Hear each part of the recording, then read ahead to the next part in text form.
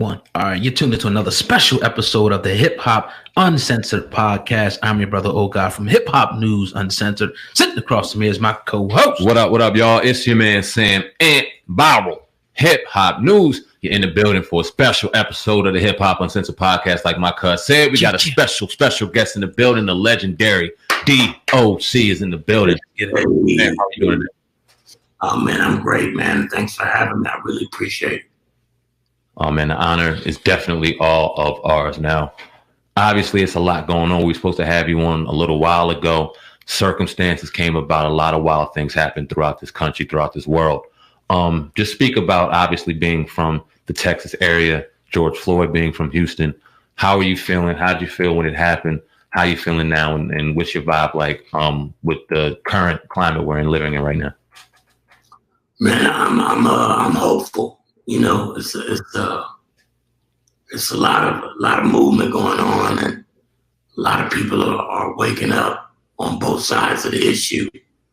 A lot of people are getting active on both sides of the issue, and so from my perspective, we are in a moment of change, and so it is incumbent upon us to make sure we capture it and do the best that we can to get lasting change the way we want it out of this moment in time. Right. Yeah, how do you feel about NWA's Fuck the Police? Pretty much not breaking records, but more people are now starting to listen to that, you know, as a result of what's going on. What are your thoughts on that? Yeah, I mean, it makes sense to me. You know what I mean? It's the moment in time you're in, and what's going on, you know, it makes a lot of sense that more folks would have that attitude right now, you know. Definitely. Absolutely. Now, we see Ice Cube very vocal out there on social media. People are calling him anti-Semitic, throwing out all of the, calling out the elitists. And a lot of people saying this has been Cube all along. We had D. Ray Davis on. He said he woke up a sleeping bear. Now, you know Ice Cube a little better than most. How did you feel? What do you feel about what he's doing right now on social media and how he's getting at the people? You know what? Cube has always been a monster, you know, and truth has always been his shield. And so he gonna speak his mind. And if it's the truth, it's the truth. You know, I mean, you have to sort of accept it like he come. I get mad at him when he started lying. Word. Yeah, no doubt, man. Always bringing it, like, even, you know, from that song, Fuck the Police. It was such a polarizing song back then, but he kept that attitude and he pretty much transitioned, you know, that into businesses and things like that, even challenging the NBA with the big three. But how was it, man, let's go back just a little bit, if you may, to come up and work with one of the most legendary hip hop groups ever, niggas with attitudes, NWA? I'm a blessed dude, man. You know, I got the opportunity to work with a lot of really talented guys at a period in time when things were changing. And so if you look at my past and the path I walked, just the trajectory of that and the people I came in contact with, you know, 9 out of 10 people were legends. You know, whether it's whether you look at it from a positive perspective or a negative perspective, all of those guys were world changers, you know. And so just to even be sort of in that circle of people making art was just a blessing, bro. No, our demographic should know exactly who you are, but for the people who don't know who D.o.c is, he is your top five. One of the greatest rappers of all time. And that ain't no debate. You ask people, your greatest top five, who's in their top five, and the D.o.c is a 9 out of 10 of those rappers. Can you take me back, because I'm such a fan of going from Dallas, Oak Cliff, and going into LA, and just that journey that you took from one point to another? Yeah, bro. For me, it's crystallizing really only now.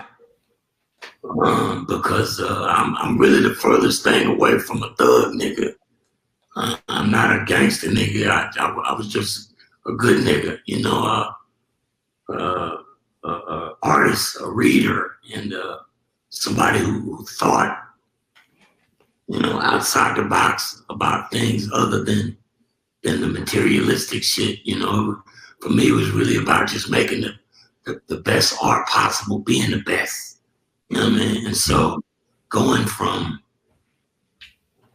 that to the belly of the beast, so to speak, what was a hell of a motherfucking transition. And it took me a while to catch up to it. You know, it was really a lot to deal with for a young guy.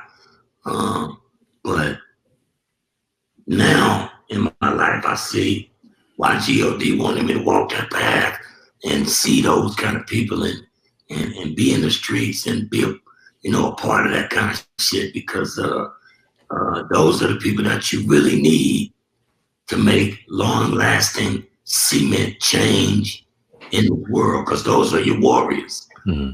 You can't fight a battle without your warriors. And the powers that be, at least from my perspective, shun those guys and don't see those guys as who they are, you know. And so they're out there getting it how they get it. But from my perspective, you really need those guys to be on point if you really gonna do some change in the hood. Mm. Absolutely. Yeah, definitely.